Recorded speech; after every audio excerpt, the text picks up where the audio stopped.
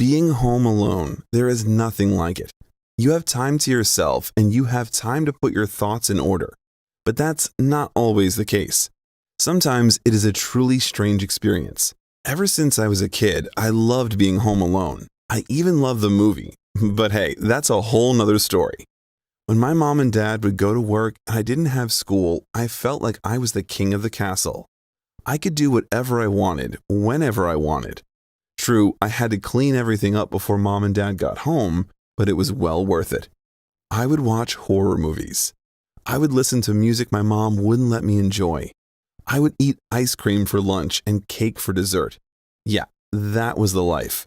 And as I got older, having time to myself really vibed with me.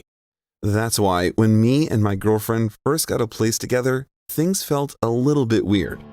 Don't get me wrong, I love her, more than anything on this entire planet, but time for myself was important too. And because she was around all the time, well, it cramped my style a bit. But I thought to myself, that's life from now on. I love her and I have to renounce this preference of mine. Anyway, let's get into the story about the time I experienced something that made me hate being home alone. Me and my girlfriend just started looking around for places to live. We had a decent income and could afford anything we needed, but nothing really clicked with us. All the houses that we saw were either too bland or too futuristic. I may sound conceited, but to each their own. After a couple of months of online searches and endless talks with realtors, we stumbled upon a place in a part of town that we didn't frequent. It was almost near the highway, but had an interesting backstory to it. The place was old. It was a 2-story house built over 200 years ago. It had tall walls, small windows, and an overall antique vibe. My girlfriend fell in love with it at first sight. She would already imagine herself as one of the characters in one of those history-based shows she watched. We shook hands with the realtor and paid the first month's rent. We moved in the very first day. We didn't have a lot of things, so the process wasn't a hassle at all. Everything was wonderful for a while. My girlfriend even bought some antique chairs she found at a flea market. They really fit into the theme of the entire house. "I'm so happy, baby," she would tell me. "I know, we finally got a place to ourselves," I would tell her before giving her a big hug and a kiss on the forehead. Nothing went on for the first couple of weeks, but then things started to change. Of course, everything happened when I was home alone. I would tell my girlfriend what happened while she was gone, but every single time she would just laugh and tell me I'm imagining things. But believe me, what I'm about to tell you is the whole truth. I know some people would consider me crazy, but I just need to get this off my chest. It was a typical Wednesday. My girlfriend was at work and I had a day off. Instead of going out, I decided to stay and maybe read a couple of pages from my favorite book and drink some tea. I had a pretty chill afternoon planned out. As I was flipping through the pages, I felt a cold gust of wind. I didn't pay any attention to it at first, but then a couple of minutes later, a second one made my hair stand up. I put the book on the table, and just as I got up to go and check if any of the windows were open, my book flew off the table. "What the hell is going on?" I said out loud while looking around. I then checked the windows and saw that none of them were open. As I was returning to the couch, a sound caught my attention. It sounded like someone was crying, but the crying was inside my house. May I remind you that I was alone. "Hello? Is anyone there?" I asked while my voice trembled. Crying stopped, but I still went upstairs to check it out. As I opened each door of the 3 rooms, I didn't see anything. Nothing happened for the rest of the day. Of course, I told my girlfriend, but as I mentioned before, she just laughed it off. A couple of days went by and nothing happened. You may wonder why. That's right, because my girlfriend was there.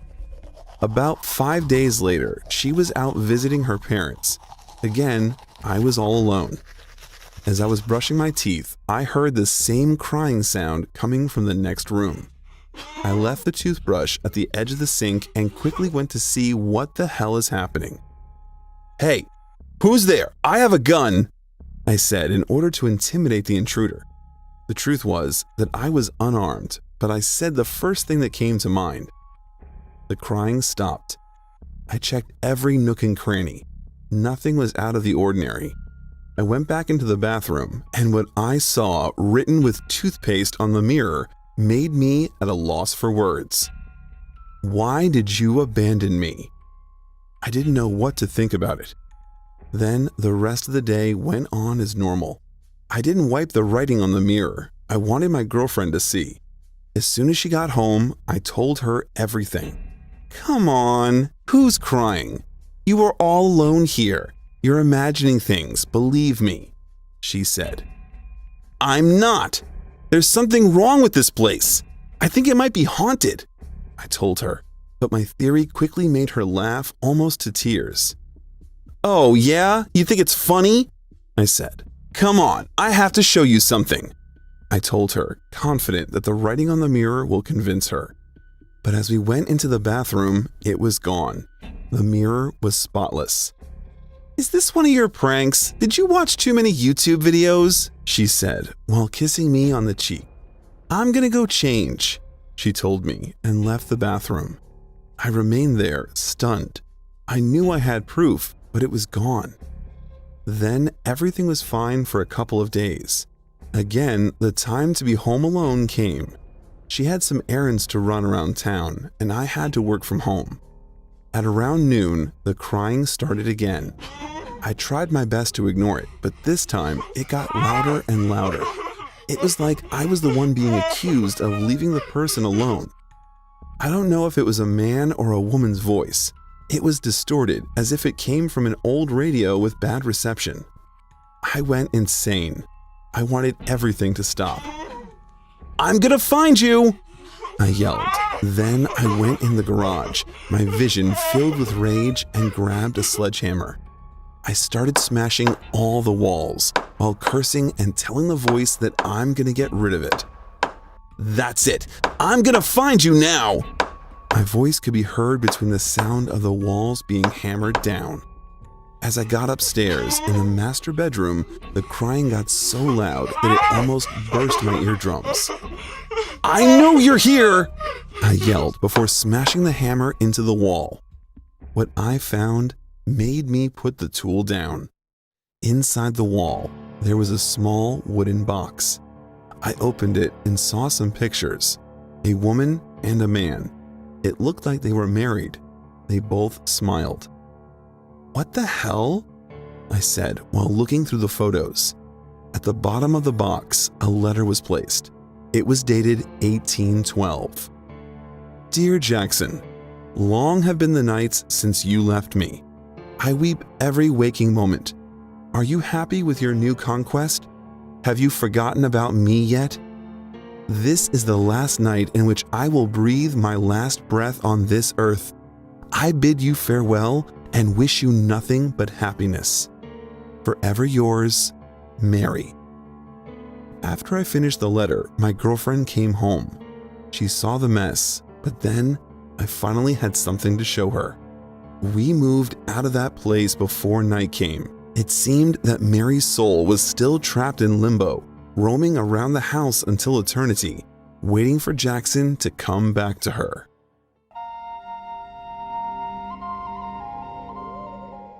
Pause.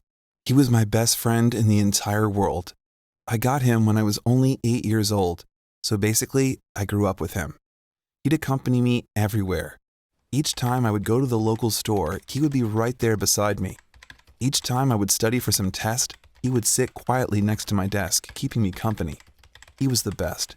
But one day, a week before Halloween, he disappeared. But sometime before the disappearance of Pause, a major change happened in the neighborhood. And by major change, I mean that a new family moved in. They occupied Adam's old house. The Adams were an old couple who died in their sleep apparently. And because of that unfortunate incident, the house remained empty for some time. But this family didn't seem to care, or maybe the realtor didn't tell them. The weird thing was that they moved in the middle of the night. Everyone was asleep that night on the block, except me. Me and Pause were up. As soon as the moving van arrived in front of their house and the brakes squeaked as it stopped, Pause got up and went to the window to see what was happening. Normally, he wouldn't do that, no matter what he would hear. But that time, it seemed like he was really curious. "Who's there, boy?" I asked him while I paused the movie and joined him next to the window.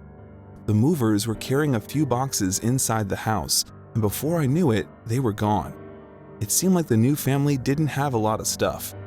Shortly after that, they arrived. Me and Paws watched from behind the shades. He seemed nervous, quietly growling at them. "What's wrong, Paws?" I asked him before I petted the dog on the head. That seemed to calm him down. The new family had a black car. A man got out first. He had a mustache, a black hat, and a cane. Then his presumable wife stepped out of the vehicle. She seemed to be looking around as if checking if someone saw them. She looked sick, had pale skin, and really skinny arms. After looking around, she reached onto the back seat and pulled out a cat, a black cat, which she started to pet before going inside. "See, Paws, maybe you can be friends with that weird cat," I said jokingly before going back to bed and unpausing my movie. But my dog kept staring out the window, even after the couple and their cat went inside the house. "What are you still doing there?" I asked. "Come on into bed," I told him, and after a few seconds, that's what he did. The next day, as I woke up, I didn't see Paws next to me in bed. I got up and went downstairs. He wasn't there either. "Hey, did you see Paws?" I asked my dad, but he said he didn't. He thought he was in my room. Mom even put out a bowl of dog food in the kitchen, but he didn't touch it. "Paws? Paws!" I started to say this while I went outside the house looking for him. I was desperate. He never disappeared like that, and I was certain that something must have happened to him. "Paws, where are you?" I yelled. Seeing that I can't find him, not even at the park, not even in the backyard, I decided to ask the neighbors. "Hello, Mrs. Davies. Did you happen to see Paws today?" I asked my next door neighbor, but to my disappointment, she didn't. I went further down the block and then back again on the other side, asking all the neighbors, but no one had a clue where my dog was. I was desperate. There was only one more house to go, the house where the new family just moved in the night before. I knocked on the door, but no one answered. "Come on," I said while knocking again, but this time the door opened. "Yes?" The woman greeted me with a frown on her face and her cat in her arms. "Excuse me, have you seen my dog Paws?" I asked her, showing her a picture of Paws. "Why would I know where your dog is? Probably out and about, eating garbage and sniffing other dogs. Disgusting," the woman said while petting her cat. I noticed that her cat had a paw wrapped up, and it didn't have it the night before. "What happened to your cat?" I asked her. "Wouldn't you like to know?" the woman said before shutting the door in my face. I left her porch, disappointed, and went inside. A week passed, and Halloween night came along. Still, without my best friend, I couldn't enjoy it. I wasn't in the mood to give out candy or go to any parties. I kept thinking about what happened to Paws and whether he was still alive. As I was looking out the window, I saw that everyone was outside enjoying themselves. Everyone, except that weird family who just moved in. Paws never ran away before they came, and he never was so aggressive about anyone, I thought to myself. Maybe that woman has something to do with Paw's disappearance, I said. So right then and there, I wanted to investigate. I went outside, put on a costume, and went into their backyard. I was looking for any type of clues that would tie them to my missing dog. As I was walking on the grass, I caught a glimpse of something in the window. The woman was standing on the floor with some candles around her, and it looked like she was talking, but no one was there with her. All of a sudden, she threw some sort of powder in the air and opened her eyes. I ducked down. What's wrong with these people? I thought to myself. As I got up, I heard, "Hey, stop it right there!" I froze, looking left and right. I saw that the husband was walking towards me with the help of his cane. I took my mask off. "Hello, sir. I'm your neighbor. I was looking for my dog," I said. "Inside my house? What did you see exactly?" he menacingly asked while raising his cane as if he was about to hit me. "Come on, dear. He's just a kid." The voice of his wife could be heard. I turned around and there she was with the window open. "I'm sure you'll find your dog really soon.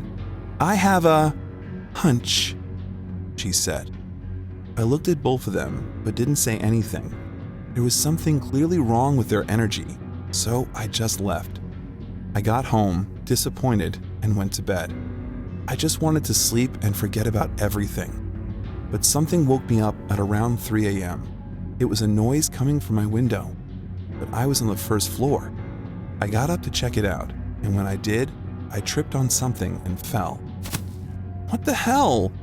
I said while getting up, holding my head with my hands. But what I saw made me forget about the pain. There he was, paws, right next to my bed as he would normally be. But this time, he wasn't breathing. Paws was dead, all stiff, and he had a strange red marking on his forehead. It looked like some sort of pentagram or something. The next thing I did was go to my neighbor's house at that hour. I banged on the door furiously until one of them answered me. "How did you know I'll find my dog? Did you kill him? Did he hurt your cat and you killed him and then returned him to me? Huh?" I yelled so loudly, half the block woke up. "You better go back to your home before I call the police, young man," the man said, and he was right. There wasn't any evidence that pointed to them. I got home, and on that Halloween night at 3:30 a.m., I was burying my dead dog in my backyard, tears falling on his corpse. "This isn't over," I whispered while throwing dirt on Paws.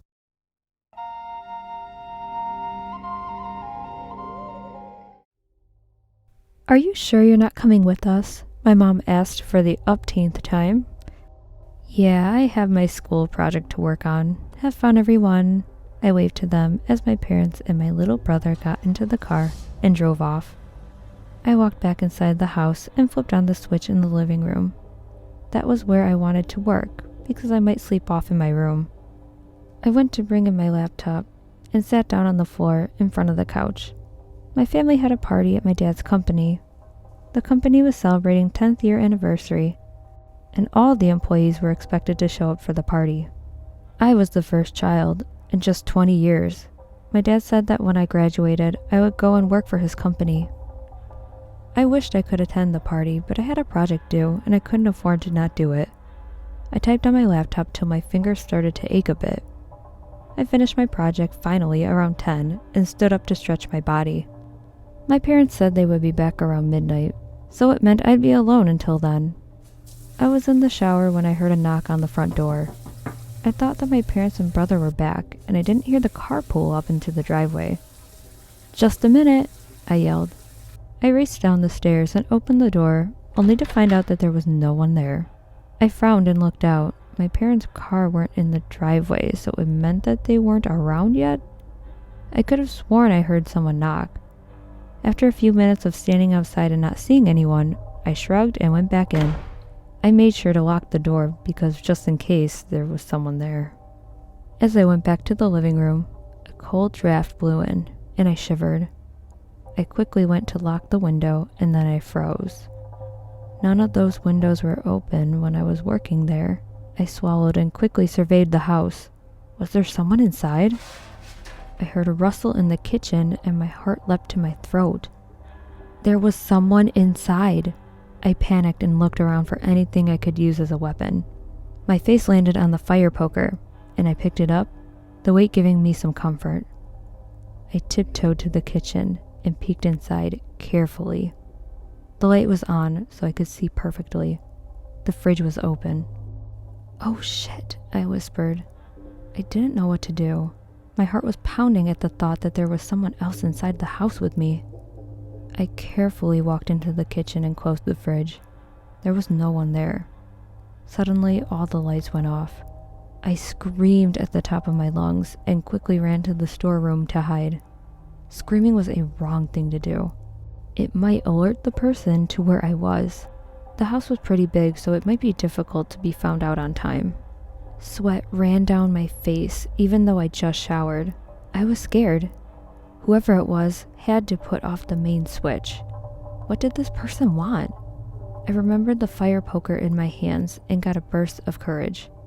I wouldn't let anyone terrify me in my own home. I went back out thinking hard. I had the advantage here.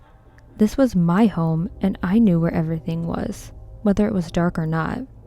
I walked without hesitating and stood in the middle of the living room. It was pitch black, but I made no noise on my way, somehow unconsciously knowing where everything was. There was a muffled thud coming from upstairs and someone cursed. It sounded like a man's voice. I comforted myself with the fact that he probably didn't have anything he could harm me with, because if he did, he wouldn't be sneaking around in the house. He would have just confronted me and wouldn't need to put off the lights. "I can hear you!" I yelled, knowing that he couldn't see me with how dark it was. But if he took the bait, I would hear him come down the stairs. Just as I expected, he crept down the stairs silently. There was one particular step that always creaked, and it did so when his leg landed on it. His steps stopped for a few seconds, and then he continued again. He was now downstairs and seemed to be walking very quietly. My eyes had adjusted to the darkness because he was moving. I could make out his form. He was walking back towards the entrance.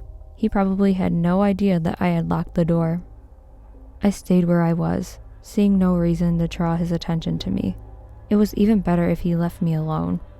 At least I would know that I was safe. He reached the doorknob and turned it carefully. The door didn't budge. "Fuck!" I heard him whisper. He rattled the door again, showing his desperation. I heaved a sigh of relief because I was sure that he was unarmed. With the noise he was making, he didn't hear me silently creep up behind him. I swung the fire poker and it connected with his back. "Ah!" he yelled, crashing into the door.